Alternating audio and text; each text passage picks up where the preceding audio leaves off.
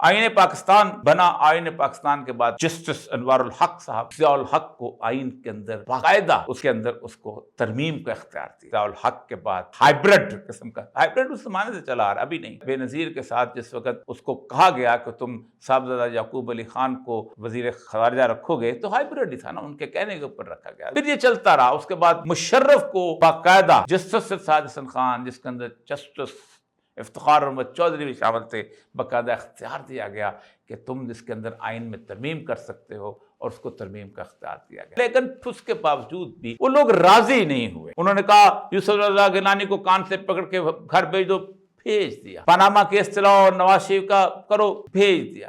اس کے بعد عمران خان کو بند کرو، عمران خان کا کیس اس کے جیل کے اندر چلاؤ، کر دیا۔ اتنی خدمات، اتنا دس پستہ سلام، لیکن اس کے باوجود کہا نہیں مزید۔ گزشتہ سال آئینی بینچ بنایا گیا، اس آئینی بینچ نے بڑے بڑے دو کام کیے، اور وہ دو کام یہ تھے کہ نمبر ایک، پی ٹی آئی کے حق کے نشستیں تھیں وہ ان کو دی گئیں، اور آج اس قابل ہوئے ہیں کہ یہ 27ویں ترمیم کر سکیں۔ اور دوسری چیز یہ تھی کہ پاکستان نہیں، دنیا کی تاریخ پہلا قانون جو تھا اس کی اجازت دی گئی کہ پاکستان میں سویلین شہریوں کا ٹرائل جو ہے، مقدمہ فوجی عدالتوں میں چل سکتا ہے۔ لیکن کون راضی ہوتا ہے؟